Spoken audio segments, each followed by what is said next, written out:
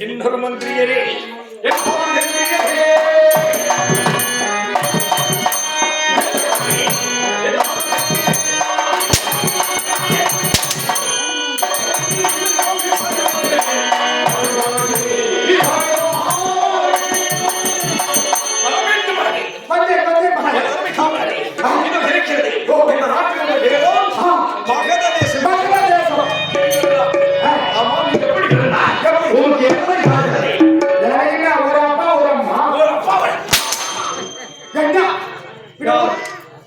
எனக்கு தந்தை தெரியும். ஒரே அப்பா, ஒரே அப்பா, 3 அம்மா. யாரும் 3 அம்மாடா, 3 அம்மா உனக்கு. ஆமாண்டா. எப்படி? அப்பா அப்பா 1, அம்மா 3. இதுவரை இந்த உலகத்தில் எங்குமே நீக்கி கண்ணில்லாத காட்சி. 3 அம்மா 3 வார்த்தை. 3 மாசம் ஒரு அம்மா, காத்திராத ஒரு செய்தி. ஓ, எப்படி? 3 மாசம் ஒரு அம்மா, 3 மாசம் ஒரு அம்மா. ஆமாண்டா, 3 மாசம் ஒரு அம்மா, 1 மாசம் எங்கடா? அப்படியே இருக்குது. அப்படி எப்படி 3 அம்மா வருது? அப்பா எத்தனை என்று யாருமே அறியாதது. ஆமா, உலகம் யாருக்கும் தெரியாது. தெரியாது. ஆனா தாய் எப்படி? ஒரே தாய் தானே. ஒரு தாய்க்கு தானே மகன் பிறக்க முடியும். 3 தாய் எனக்கு. எப்படி தெரியுமா? மகன தேசத்தை வரலாற்று செய்து வந்தவர் மகன். ஆணுக்கு 2 மனைவிமார்கள். கற்பிணி பொற்பிணி. மணந்து 16 ஆண்டு காலம் கடந்து பாதம் இல்லை பாக்கியம் கிடையாது என்று ஈஸ்வரனை நோக்கி அரிதாக தவத்தை செய்தார். ஆனால் அவர் ஈசன் என்று வணங்கியது ஈசனு கிடையாது. வழியில இருந்தது சண்டகோசியம். ஒரே ஒரு மகன். ஒரு பூவானது 4 ஆண்டுக்கு ஒரு முறை பூக்கும். அந்த பூவானது 4 ஆண்டுகள் கழிந்தால் காயாக காய்க்கும். அந்த காயானது 4 ஆண்டுகள் கழிந்தவுடன் கனியாக கிடைக்கும்.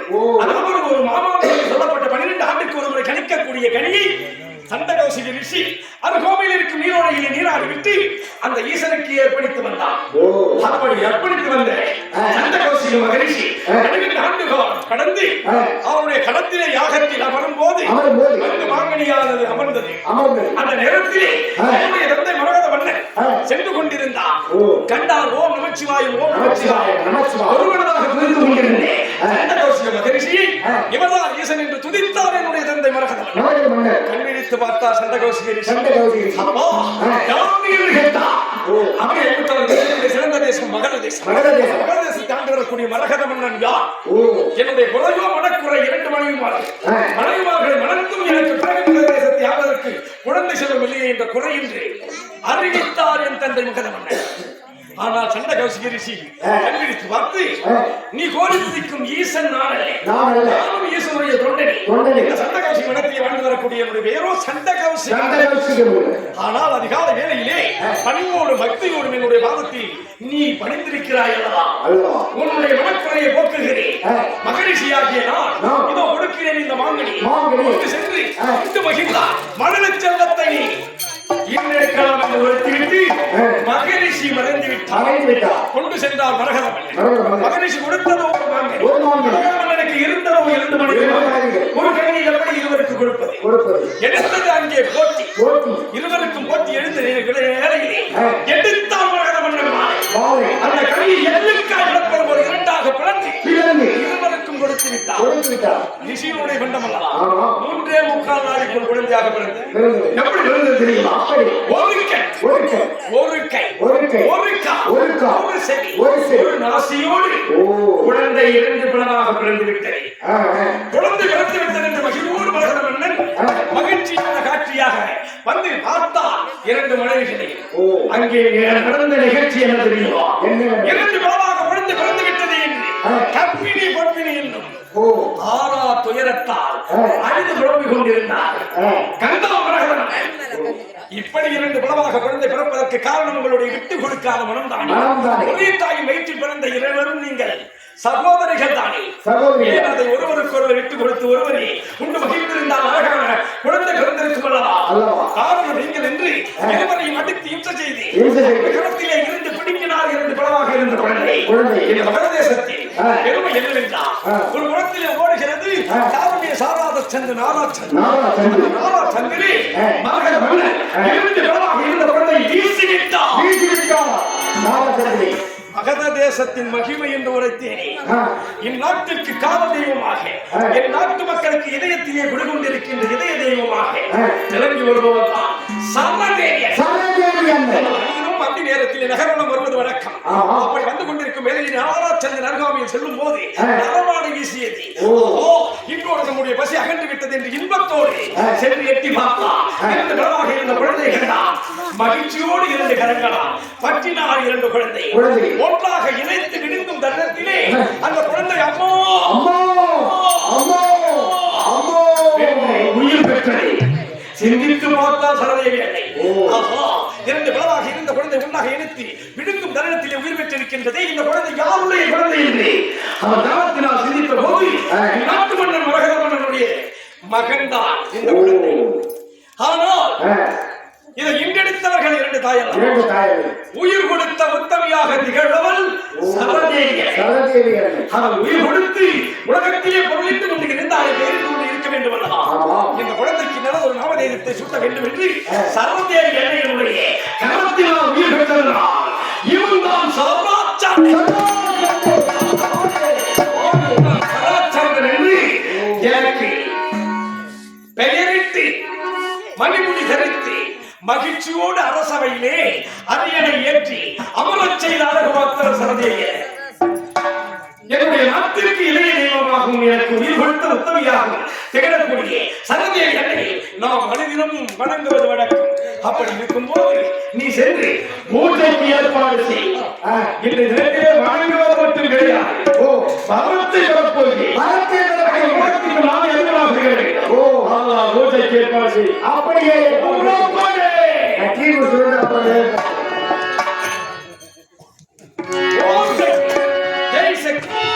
ஆதிபராசக்தி அன்னையே வணங்குகின்றேன் உன்னை.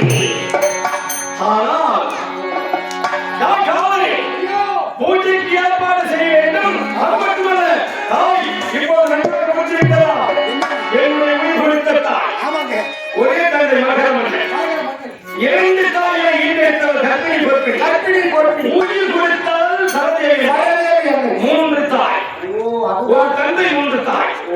என்னுடைய அன்னையை பார்க்க வேண்டும், பூஜைக்கு ஏற்பாடு செய்ய வேண்டும். அதற்கு தான் புறப்படி. ஓம் சக்தி, ஓம் சக்தி, ஜெய் சக்தி, ஆதிபரா சக்தி அன்னையை வணங்குகிறேன். ஓம் சக்தி. அம்மா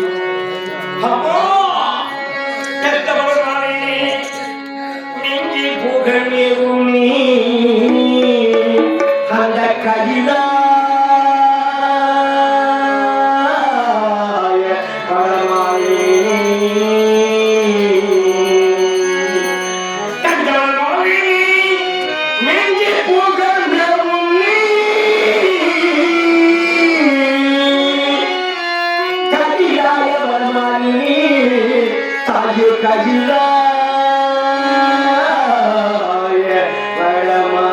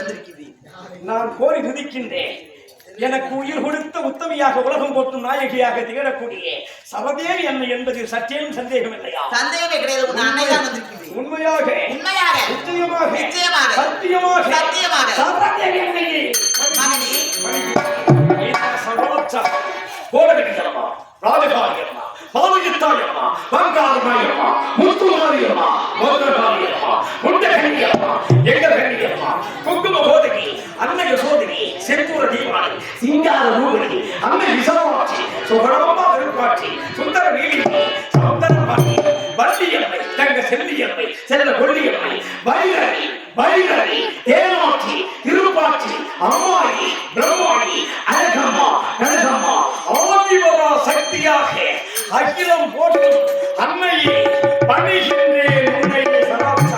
பக்தா, இப்பொழுது என்னை அழைத்த காரணம் என்று தெரிந்து கொள்ளலாம். உம்மால் உயிர் பெற்றவனல்லவா இந்த சராசா உலகமெல்லாம் போற்றும் வீரத்தில் நாயகனாக திகழ வேண்டும்.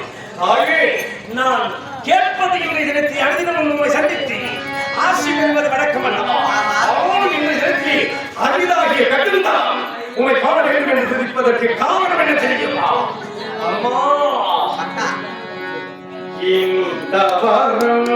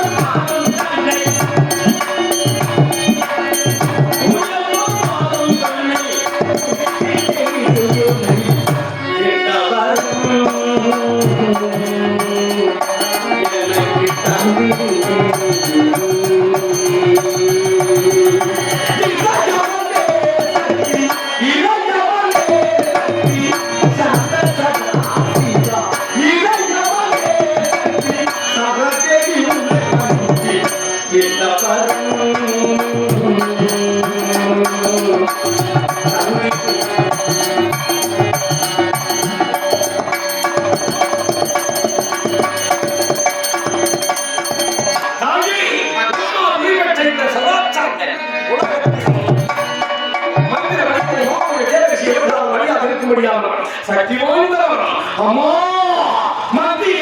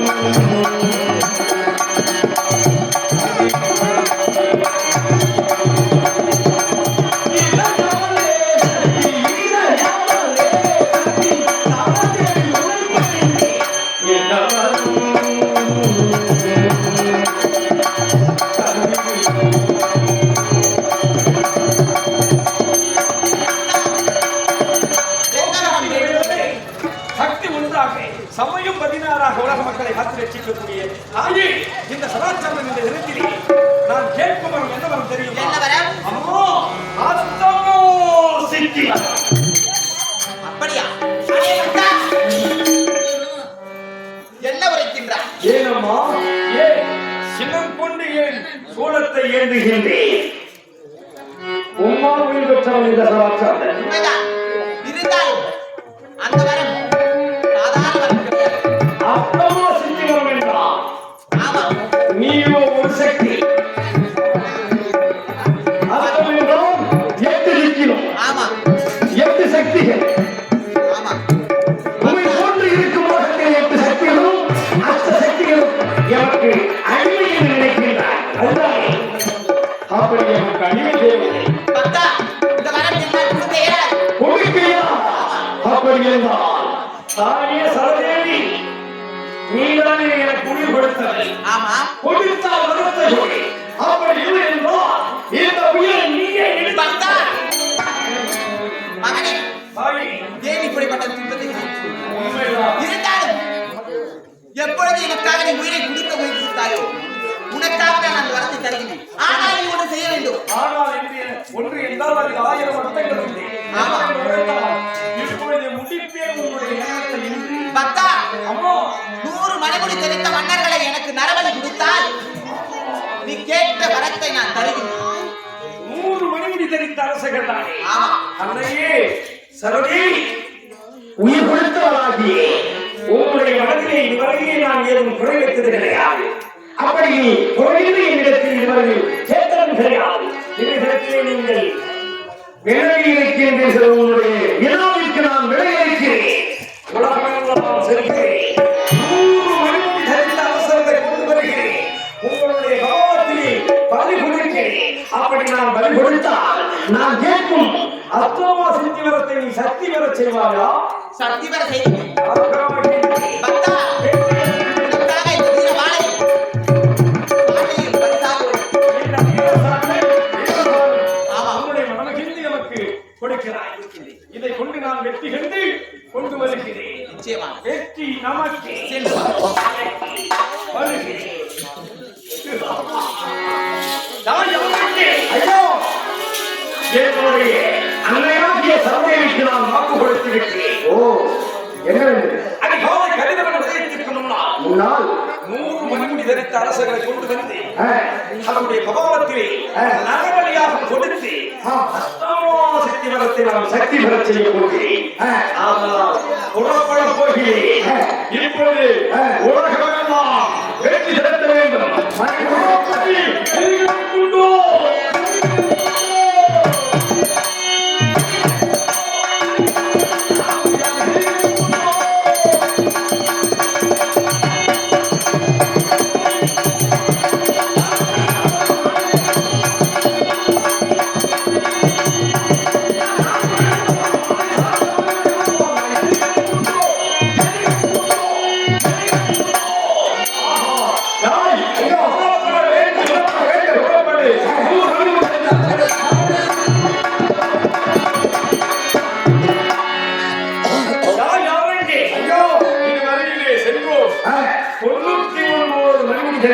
கொண்டு வந்து யாகரச்சரியை அழைத்து விட்டோம். இன்னும் ஒருவன் தான் பாக்கி.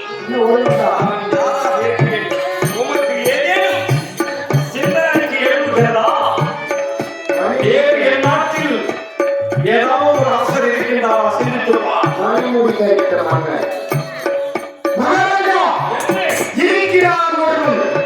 இருக்கிறானா? யார் அவன்? அந்த வடமலையை ஆண்டு வரக்கூடிய கண்ணன் இருக்கிறார். வடமதுரை கண்ணன். உங்கள் மகள் நந்தினி சுமி தாய் திருத்தி கயவனாகிய கருமுஞ்சி பையன் அந்த மாயக்கண். கண்ணன். ஆமா, என்னுடைய மகள் அஸ்தி பஸ்தி என்று சொல்லப்பட்ட நந்தினி சுமி வரையும் அந்த அதீத கம்சனுக்கு நான் கொடுத்தேன். என்னுடைய மகள் இருவரும் தாயை இழந்து கணவனை இழந்த காரகியாக இந்த காரணியை தவித்து கொண்டிருப்பதற்கு காரணம் அந்த வடமதுரை கண். என் மகள் தாயை எடுத்தான் அல்லவா? அவனுடைய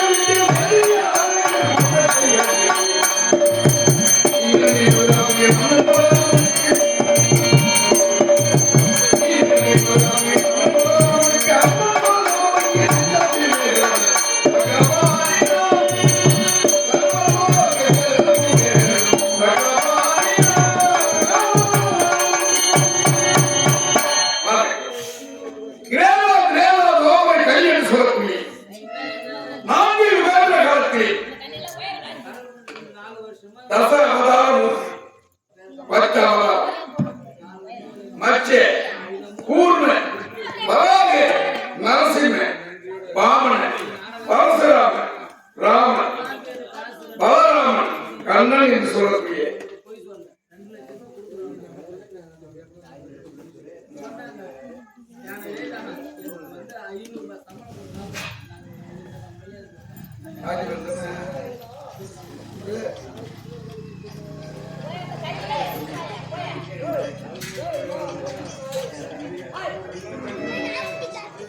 இதே அறியாமல் இருக்கக்கூடிய குன்னத்தூரை சேர்ந்த ராஜவேல் என்று சொல்லக்கூடிய அவர்கள் இப்பொழுது பிறர்க்காக வேலை செய்து இப்பொழுது நூலகத்திலே பணியாற்றிக் கொண்டிருக்கிறார். ராஜவேல் என்று சொல்லக்கூடிய அவர்கள் இங்கே கர்நாடக வேடம் தாங்கி வந்திருக்கக்கூடிய கடலூர் மாவட்டம் பொட்டட்டி வட்டம் சிறுவத்தூரை சேர்ந்த நாவலாசிரியர் கோ வெங்கடேசனை பாராட்டி 10 ரூபாய் அன்பளிப்பு கொடுத்திருக்கிறார். 10 ரூபாய் தாயமாக பாவித்து இந்த நிசப்தமான வேலையிலே கண்ணனாகவே இருந்து எல்லா வளம் பெற்று நோயற்ற வாழ்வை குறைவற்ற செல்வமாக ராஜவேல் ஐயா அவர்களும் அவருடைய குடும்பத்தாரும் இந்த கண்ணன் அருளாலும் இந்த கிராமத்திலே எழுந்து அருள்வாய்த்துக் கொண்டிருக்கக்கூடிய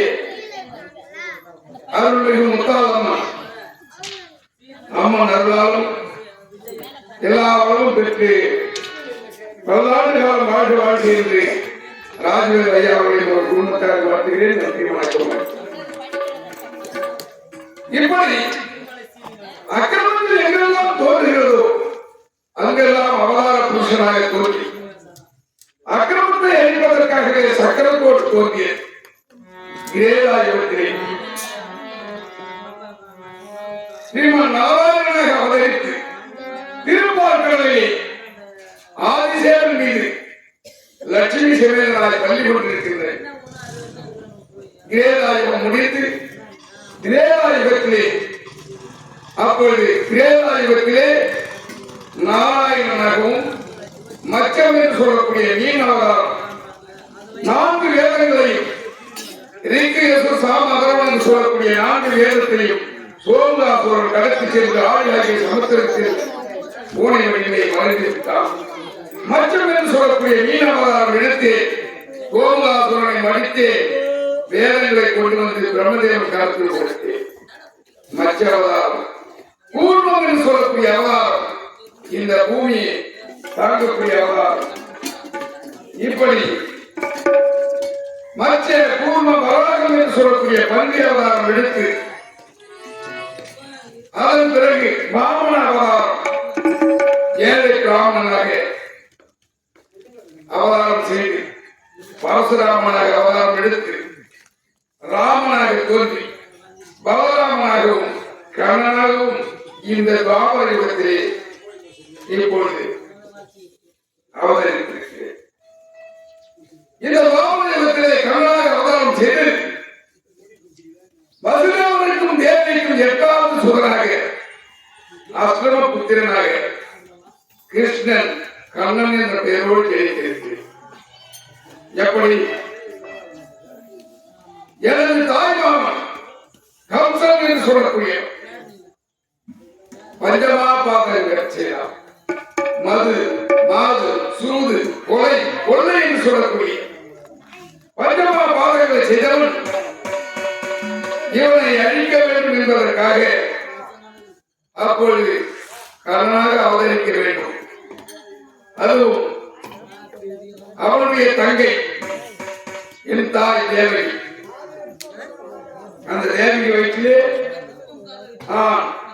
கண்ணனாக அவதாரம் செய்து வசுதேவருக்கும் தேவிக்கும் 8வது சுதராக பிறக்கப் போகிறேன் என்று தெரிந்தும் அந்த 8வது சுதராதான் கம்சனுக்கு அழிவு என்று தெரிந்து என் தாய் தந்தையை தனித்தனியாக கைகால்களுக்கு விலகிட்டு சிறைச்சாலை அழைத்து விட்டான். அதனால் கபட நாடக சூத்திரனான வசுதேவரே யாரும் நிற்கும் கவலைப்படாது. ஸ்ரீமன் நாராயணனான நானே உங்களுக்கு பிள்ளையாக அவதரிக்கப் போகிறேன். நான் பிறந்த அச்சரமே என்னை ஒரு பிறப்பு முறையில் வைத்து ஆயிரம்பாடியிலே நந்தகோபன் மனைவிலே யசோதை அம்மன் பக்கத்தில் கிடைத்துவிடு. அங்கே என்னுடைய தங்கை காளிகா தேவி கல்யாணம் எடுத்திருக்கிறார். அண்ணாவை கொண்டு வந்து உண்மனைவி தேவி பக்கத்தில் கிடைத்துவிடு. பிறகு அந்த கம்பனை நான் பார்த்துக் கொள்கிறேன் என்று சொல்லி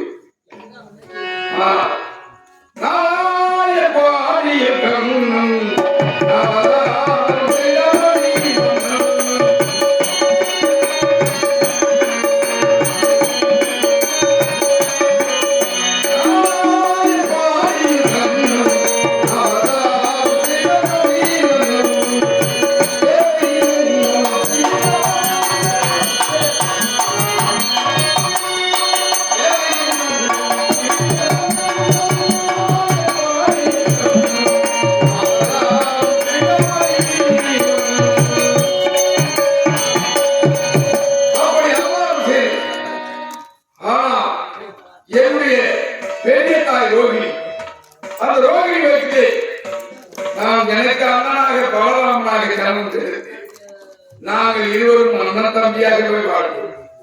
ஓர் உருவம் இரண்டு குடும்பமாக பிறந்து அப்படி கவல நாடக சூத்திரன் என்று சொல்லக்கூடிய இந்த கண்ணன் எப்படியாக கம்சனை வரம் செய்ய வேண்டும், அக்கிரமக்காரன் அழிய வேண்டும்.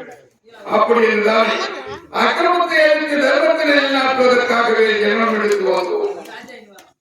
அம்மான் கம்சனை கொண்டு இந்த வடமலைக்கு எனது அண்ணன் பலராம சக்கரவர்த்தியை மகனாக அண்ணனுக்கு துணையாக இருந்து இந்த வடமலை பரிபாலனம் செய்து கொண்டிருக்கிறோம். இருந்தாலும் எப்பொழுதும் இந்த நாட்டிலே எனது அண்ணன் அரசாட்சி செய்தாலும் நான் கவனி வந்து எங்கெல்லாம் எப்படி நாடு நகரம் இருக்கிறது, எங்கே தர்மம் நிலைத்திருக்கிறது, எங்கே அகரம் தலைப்பிற்கு ஆளுகிறது என்று இவையெல்லாம் கண்காணித்து அதற்கு ஏற்றவாறு அக்கிரமத்தை அழித்துக் கொண்டு தர்மத்தையே நிலைநாட்டிக் கொண்டு வருகின்றோம். இருந்தாலும் இப்பொழுது இந்த வளர்வதை பகிர்ந்துவர் பார்க்கலாம். ஸ்ரீமன் நாராயண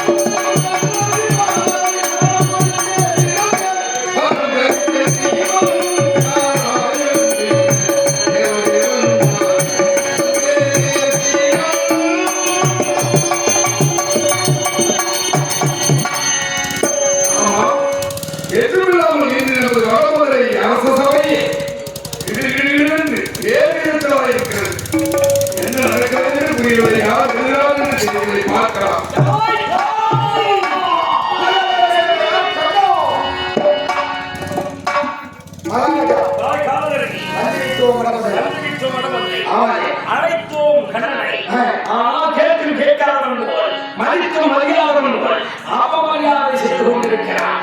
விடக்கூடாது, ராமுனை மறக்கிறேன். ஏதோ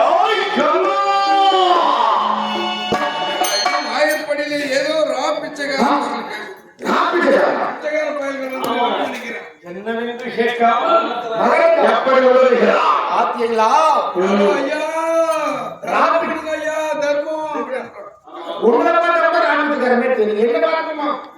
கத்தி இனி அவனை அழைக்க போவது அவனுக்கு என்ன மரியாதை? எந்த மரியாதை? இப்பொழுதே பார்.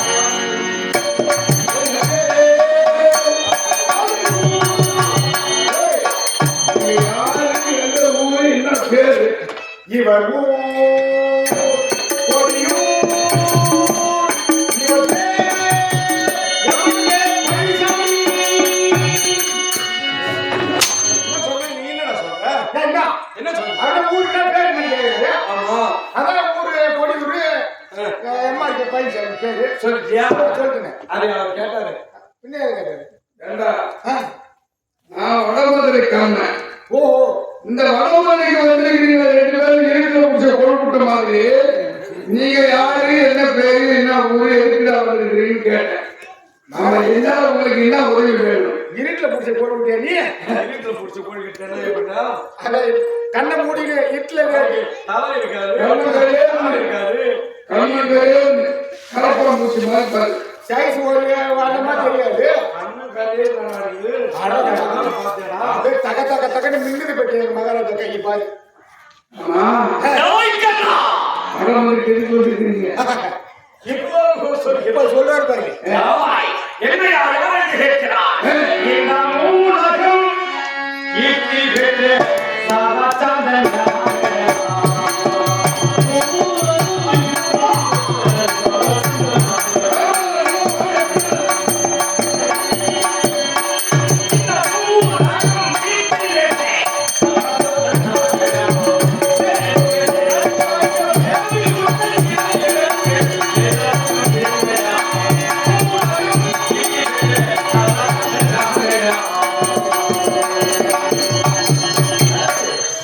பாத்தியா, என்ன? மகாராஜா யார் தெரியுமா? யாரு யாரு இந்த 3 உலகம் கீர்த்தி வைக்கிறவர். இருக்கிறீங்களா நீங்க? ஆமா, அடப்பாருங்க. உனக்கு என்ன கீர்த்தி வேணுமா? கீர்த்தி வேணும்னா எனக்கு ஒரு 500 கீர்த்தி வேணும். 500 கீர்த்தா? எதுக்கு 500 கீர்த்தா? எதுக்கு 500 கீர்த்தி கேட்கறியா? இப்பதான் மல்லாட்டை விதை வச்சிருக்கிறேன். மல்லாட்டை விதை வச்சிருக்கியா? மழை பெஞ்சு விதையெல்லாம் கூட்டிடும். அதனால கீர்த்தி போட்டு அந்த பாட்டில் போறதுக்கு ஆமா. 500 கீர்த்தி. வா, உனக்கு எத்தனை கீர்த்தி வேணும்? பெட்டியாரா? கீர்த்தி வேணும். ஏட்டா கீர்த்தி வேணும்? ஏய், 1000 வயசு வருதுன்னு சொல்றேன். 1000 கீர்த்தி வேணும். இப்போ 93 வயசுல வயசு வரலையே நாயான்னு சொன்னேன். ஐயா, தானே வந்து உனக்கு எம்மா கீர்த்தி வேணும். அது நினைவு வராது. எம்மா கீர்த்தி வேணும். கீதா, 2 செம கொடுங்கப்பா. 2 சேமியா? செம கணக்குல கீர்த்தி வைக்கிறாங்க. ஏய், இது என்ன காரணம்? வேண்டாமா? உனக்கு எம்மா கீர்த்தி வேணும். அவர்தான். 1500. ஏய், இந்த நேட்டாமே கேட்டியா? வேண்டாமா? உனக்கு எம்மா கீர்த்தி வேணும்.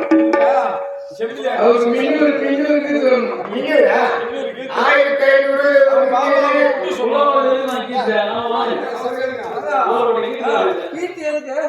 அது கீர்த்தி இருக்குங்க. கீர்த்தியா? ஆமா, 1000 வயசு வருதுதான். கரும்பு நாத்து விட்டுக்கிறேன். ஏய், மழை வந்தா கூட்டிடும். கீர்த்தி எதுக்கு நான் காட்டு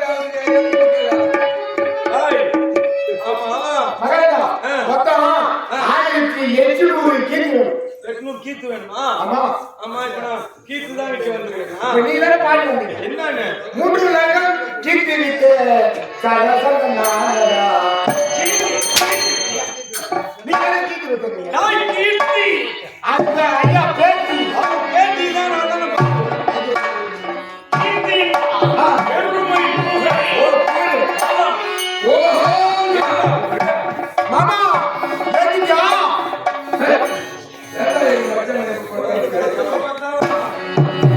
ஆய்க்கண்ணா, இந்த ஊடகம்